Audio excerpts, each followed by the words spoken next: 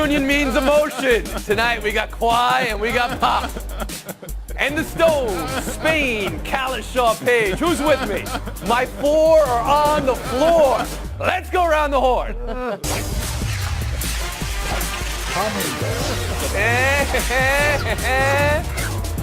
I can't do it. I lost it. I had it once, but I lost it. Kawhi in San Antonio for the first time since the split. If you're looking for an emotional return, maybe not. But, always leave room for people to surprise you. Pop at this reunion also refusing emotion. Quote, "You move on in life," end quote. Reports are the Spurs have prepared a tribute video, but we'll wait for the fans' reception to see if they'll show it, which is intriguing as well.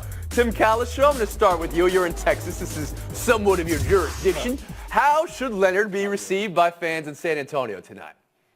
Tony, we're a little more civilized in the Lone Star State than some places when it comes to these things. I think a lot of people will applaud him, remembering all he did for the team, but there will be certainly a decent percentage of people booing him, and I don't blame them, and I have a problem with the way he left. I mean, if he couldn't play all year, he played 9 games last year, and if he really couldn't play because of that quad injury, that's fine, but the problem was he never communicated directly with people. He never spoke. Every time we talked about Kawhi on this show, it was people around Leonard say, and I think he owed it to the fans to explain what his problem with the Spurs was. That's what everybody couldn't understand, so they shipped him off. He's doing great, and that's great, but I think he will get booed for the kind of lack of concern. Give us the split here. If we were playing odds makers, percentage cheers, percentage boos, Tim. 60-40 booing him. Sounded like you weren't sure what you were going to say as you were saying it, which is worthy of a mute. Sarah Spain, answer that question first. I'm going to go 70-30 cheers. And I think because a lot of people who will be tempted to maybe not give him a warm response may instead just decide to sit on their hands and go fairly silent or keep it pretty tempered. Because I think booing is a pretty demonstrative way to welcome him back and forgets a lot of the career that he did have there. I don't begrudge people their annoyance with the way he left and the way things went down at all. But there was a lot of good that happened before. And I think people will probably follow the lead of their coach in Popovich, who took the high road. He didn't say anything negative. He didn't heap praise on when they did have a good tenure together. He just said, listen, there's nothing to be rehashed now. None of us are making anything good out of it. Let's just move on. Do you think a vow of silence over booing? You think much like Kawhi Leonard, it might be people close to the fans would boo, but the fans aren't saying anything. Blackistone, how about you? I'm going to say there'll be more people who will give him a warm reception than a cold reception. And I'm just saying that because I've covered a number of games in San Antonio, and I've always come away thinking about how respectful their fans are. Okay. However, the one thing is that they have never had, to my knowledge, a player leave the team in a contentious situation like this. And so that's really going to test how nice they really are. So I can see there being pockets of people let me ask you this, who are Kevin, a little do you bit believe ticked off he's about his deserving of boos? I don't think he's deserving of boos. I mean, yeah, he left in an ugly situation, but he was also the Finals MVP in 2014 when he helped bring a championship back to San Antonio. People should remember that too. Woody Page, same question to you. Is he deserving of boos? No, not at all. I think they're classy people. I'm not one to tell fans who pay their hard-earned money to do whatever they want to do. But I believe that if the Spurs really wanted him to have a warm reception, they'd show a highlight film before the game and then let the player enjoy that moment, let the fans enjoy that moment, and then boo him during the game. But he brought a lot to San Antonio, continued that tradition after they lost some star players. Kevin, I will correct you. James Salas and George Gervin both left there. They were received warmly when they came back. I've always found San Antonio fans to be very classy. That's the only franchise in Major League Sports they have, and I think they are going to treat him the way he should be treated, which means that he did a lot for him while he was Knowing there. how it's played out, 6 months later, I guess we'll call it, right? And he's a top 5 MVP candidate for the Toronto Raptors, and the Spurs in a good run recently, but in danger of maybe not making the playoffs. How do you think it all looks, Kalishaw? Well, it looks like, to me, like it always did, like the Spurs got about 60 cents on the dollar, which is about all you're going to get when everybody knows in a year he can go where he wants. So if you're going to get something, you're going to get some value. And DeRozan, I think, is pretty good value. but he's not Kawhi Leonard. But do you think Pop thinks he misplayed it, Tim? I think he's baffled by the fact that he never had to go through this with David Robinson and Tim Duncan and Manu Ginobili and great players, and he couldn't communicate with this player. Last word, Sarah Spain.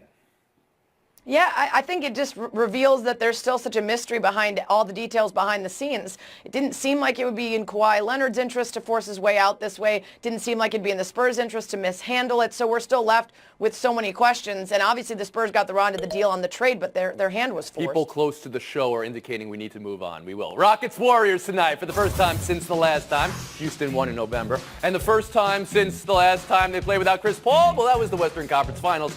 And we know how that ended. But Harden on a run we haven't seen since Kobe, since Jordan, and Woody Page, since Logan's run in 1976. You know, you got me with it yesterday, but I maintain it was a terrible joke, so I'm going to take the point away today. Harden on the MVP, quote, "I need it for sure, and I'm going to get it," end quote. Start there, Sarah Spain. How do you hear that from Harden? Well, best case scenario, you ask a guy about the MVP and he says, listen, I'm more concerned about winning as a team, right? We have bigger goals than that. But that's probably not true, especially in an era where the Warriors seem destined to win. And of course, the Rockets have a good shot to compete. But if you're James Harden, maybe there is a part of you that says, if I'm going to be one of those guys that ends up like the guys that were in the Jordan era, that were always this close and couldn't get past that team, I want to be a guy who gets enough MVPs and individual honors to prove that I was among the best around, even if my team never was. So you're all right with the being honest. self-focused honesty, let's call it. How about you, KB? I mean, I'm okay with it, but if I'm a fan of the team, I'd much rather hear him talk about the reason he's there. And the reason is not to win MVPs. It's to win maybe a finals MVP and take that team to the championships that they had in the mid-'90s. That's what you want to do at this point. He's already got that hardware on the shelf. And so that's the very next step. And not only that, but he was so close. They were so close the other year when Chris Paul twisted his ankle and had to leave against Golden State. They had him on the ropes. So you should want to get over that hump, it seems to me. Well, the hump of the last 10 games, he's playing at a rate that we have seen maybe a handful of times in NBA history. And, of course, Chris Paul, you said it was an ankle, it's a hamstring now. Woody Page, how are you viewing Harden both in his MVP lust and also in this matchup against the Warriors? Well, I wish him well. I hope he wins the MVP. I'm tired of hearing him talk about it for the last 3 years. Continue to talk about it. I would like for him to go to Larry Walker. I'd like for him to go to Andre Dawson and say, how does it feel to win an MVP and never win a world championship? I think he'll look back on that and go, you know, I would trade 2 MVPs for 1 world championship. It's like 1 knee equals 2 feet. Give me a break here. All right, so he's talking to baseball players players and asking for an NFL analogy, 1 knee equals 2 feet. Sarah Spade, you're shaking your head no. Please, go ahead. They didn't ask him, would you rather have an MVP or a championship title? That wasn't the question. So, of course, that's what he would prefer. But good luck getting through the Warriors. Yeah. And the other point is, if he is the MVP, that means pretty good things for the Rockets, wouldn't you? Last thing on this game, it's a big game tonight. You think it's a bigger game for the Warriors or Rockets? Black and Stone, can you answer that? It's a bigger game for the Warriors because they're still trying to get their act together. They win a couple, they lose a couple. They're still a work in progress right now. Yeah, I think it's definitely bigger for the Warriors. They're the team that looked terrible, losing 2 home games last week, one of them to the Lakers. They've lost 4 games this year at home by 20 points. That's something this team didn't even think about doing the last Tim, on James Harden, over under 40 tonight. And that could be points or that could be free throw attempts if you want. Go ahead. I'm going to go under. I'm going to say the Warriors, that has to be their focus, their defense, getting them back to where they need to be, and they know what kind of run he's been on. They can at least. When you hear him say, though, he's chasing the MVP as hard as he is, how does that strike you? I'm mostly with Sarah. I think he just needed one more paragraph to say, if I win the MVP, that means we won a ton of games and we're getting where we need to be. One more paragraph? You guys have worked with editors your whole life. How does that go when you say, can I have one more paragraph? Maybe just one more paragraph. It doesn't go well. Okay. We'll move on. Lamar Jackson, let's talk some football now. He's indicating his first playoff start is just another game. Quote, it's just another game, end quote. And on being the youngest playoff starter ever, he says he was 21 all year. He'll be 21 Sunday. He'll turn 22 Monday. Here's what's really fascinating about this matchup, because it's Jackson versus Phillip Rivers, inexperience versus experience. And whether Rivers' experience is good experience because the experience he has in making the postseason does not get into the Super Bowl. This is going to be his 10th career playoff start, Phillip Rivers. That ties most ever without a Super Bowl start. KB, first on Lamar Jackson. How big is inexperience in this matchup? I'll just tell you this. One of the players who's been a quarterback and won a playoff game under the age of 23, Mark Sanchez. So that means experience doesn't mean a whole lot. And you know what? He's playing fine right now, and the pressure is not going to be on him to win the game. That pressure is on the Ravens defense, which is the best in the league when you look at points against and yardage allowed. So they're going to try and make it as easy as possible for him not to have to press to win this game. Woody Page, you want to build on that? I think his lack of experience doesn't matter whatsoever. He's played almost an entire year. After stepping in, he's lost one game and won 6. I think the concern should be more about Phillip Rivers. In his last 3 games, he's thrown interceptions on his first drive, and he has to struggle. And if Baltimore gets ahead, I think it's going to be very difficult for the Chargers to catch him. That, to me, all right, so now that you brought it up, Woody, it's Jackson's inexperience versus Rivers' experience. Tim Kalisha, how do you see that playing out? Yeah, I disagree with Woody. He talks about if Baltimore gets ahead. Well, if the Chargers, who are a better team, get ahead, I think then the inexperience is going to be a factor. I actually think it hurts them that the Ravens, even though they won the game, they played the Chargers 2 weeks ago. The Chargers now are familiar with this very unusual offense the Ravens are trying to run, different from everybody in the league, and they should be prepared for it.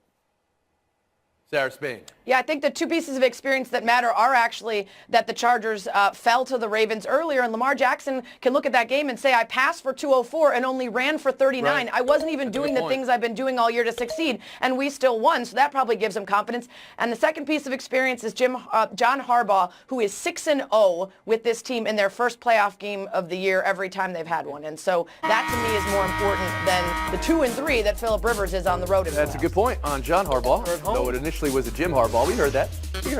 Little point away. I said that Phillip Rivers is going to tie the record for most starts without a playoff starts. There's 3 other guys. Anyone know who the other 3 are? Danny White. Danny White's Warren correct. Moon. Yes, Mark Brunell and Warren Moon. You got it, Sarah. You got it. Giving you the point right here. You get the point back. We'll be back with By Yourself. But you don't have Sport District at Pier 17. NFL news of the day that's not football. The domestic battery charge that was pending against Reuben Foster has been dropped. TMZ, the first to report this. Foster's NFL career was thought to be very much in jeopardy. It was his 3rd arrest in a year plus. And he was cut by San Francisco. And Washington's immediate claiming of him was universally criticized. Kevin, you're in Washington. Do you now reconsider all that? How Washington looked for claiming him? How Foster's future in the NFL looks? No, I don't at all take back any of my criticism. It was based on the fact that they jumped on him in a nanosecond, despite the statements from San Francisco as to why he was cut and to what it actually happened. Also because of the ridiculous explanation they had talked to former Alabama players on their team who knew Reuben Foster and never talked to the people who actually were investigating the case or the victim. That's my criticism. Sarah Spain. Yeah, everything that Kevin said, absolutely. The manner by which they defended their acquisition was the same that we usually see from teams that are interested in finding a way to acquire a good talent, despite what they might know about that person off the field. And in this case, what's interesting is that there are still opportunities for the NFL to decide to punish him. This doesn't mean that there's a clear path straight back to the league without a punishment along the way. We don't know what it is because there's been no consistency, but they don't need the law to say that he was guilty in order for them to decide that he violated NFL policy. Tim Kalisha. I mean, I don't know if it's a shock that the charges are dropped, given that the accuser was the same one who had changed her testimony when she went to court before. That's not really the issue. The issue for me is that the league should do something about these things when they happen. Just like with Kareem Hunt, teams should not be forced to cut these players and then have a team like Washington swoop in on a chance. Hey, maybe he's going to get off and we get a player for free. The NFL shouldn't really be in that business. You should put these players on a suspended list and then let the courts do what they do and then figure out where to Woody go. Page. I'm not changing my opinion. I mean, really, as this next season started, he has been a problem waiting to happen since he was in college. I mean, Alabama hired people, had people, support people who followed him around when he was at Alabama. I don't know that there's any chance that he won't have more problems. So why are we sitting here making a determination that you'd suddenly treat the Washington football team any differently? They made a mistake. They didn't investigate it. I will delay judgment on whether this is a good call or a bad call. We'll move on. Celtics 115, Timberwolves 102. Are you taking more from Gordon Hayward's season-high 35 last night or from the squadoosh 0 points he had Monday versus San Antonio? That's one question. And also, can the 35 off the bench turn his season around? Tim, you? Yeah, I'm taking more from the 35 from the 0. The Celtics have been waiting for this, and it's not like they expect it to happen every night now, but they've been playing him a lot of minutes in games where he really wasn't helping them. And I'm sure there was some self-doubt, there was some doubt of teammates and coaches, but now they've seen, okay, that's the real Gordon Hayward. He's going to eventually get back to that, and they'll just be eager to see how often it can happen. Yeah, absolutely. We've seen him be this guy before in the past. It's more likely that he returns to that despite that injury than it is that he'll be a guy who puts up a squadouche every night. Not to mention that with each passing day and development in that recovery from injury, he is more likely to be comfortable. And now with this under his belt, he can look back and mentally say, I know I can do it again. But specifically, KB, what are you seeing? Kyrie Irving's not playing right now, so there's a lot more chance to score, I guess. But from his game Monday, 0, and his game Wednesday, 35. Well, what you're seeing is just what you laid out. That's inconsistency. And that just means that he's still got such a long way to come back from that horrific injury. This was a guy that was averaging 19, 20 points a game when he got to Boston. Right now he's averaging 11. He's still struggling. It's going to take a while. Woody Page?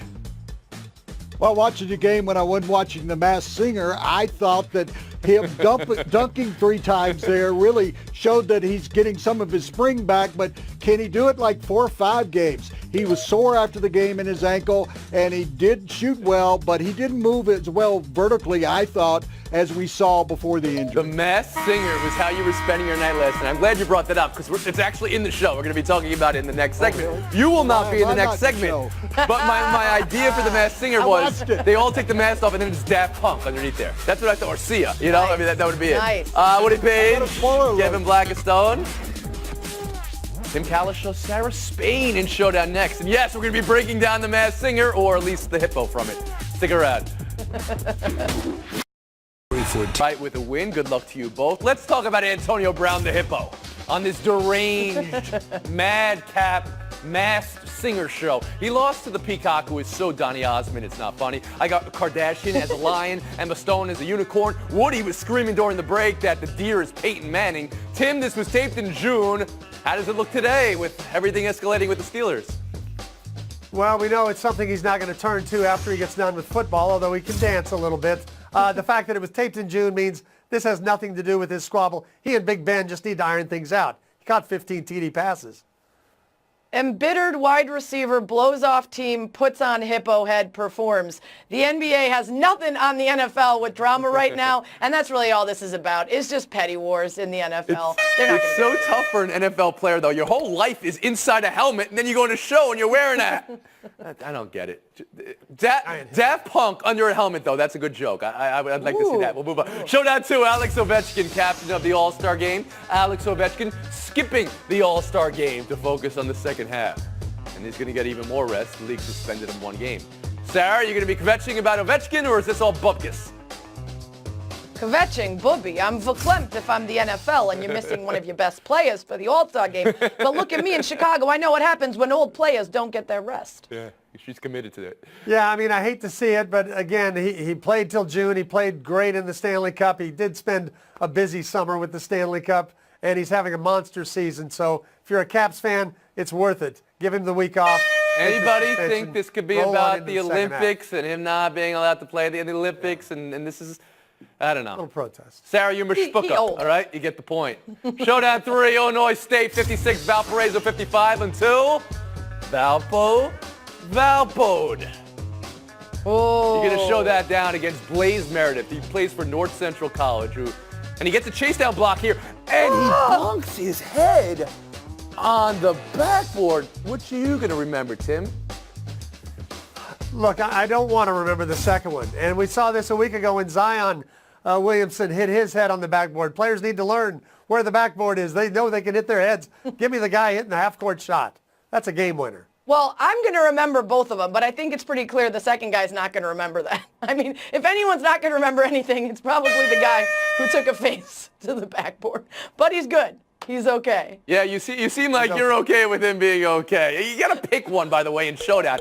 Tim Callis show, take the FaceTime. He at least picked an answer for the final Showdown. Dallas is now the land of 19-year-old European All-Stars. Luka Doncic isn't one yet, but he's second in the front court voting in the Western Conference. The early returns, good chance to make it. Yesterday, Miro Heiskanen, 19-year-old rookie defenseman from Finland, is the Stars representative in the NHL All-Star Game. Reminds me that when I was 19, I didn't make any All-Star games. I did try out as an extra for Logan's Run. I did not get picked. Logan's Run again? Speak to the producers. Logan's Run again? Get out of here.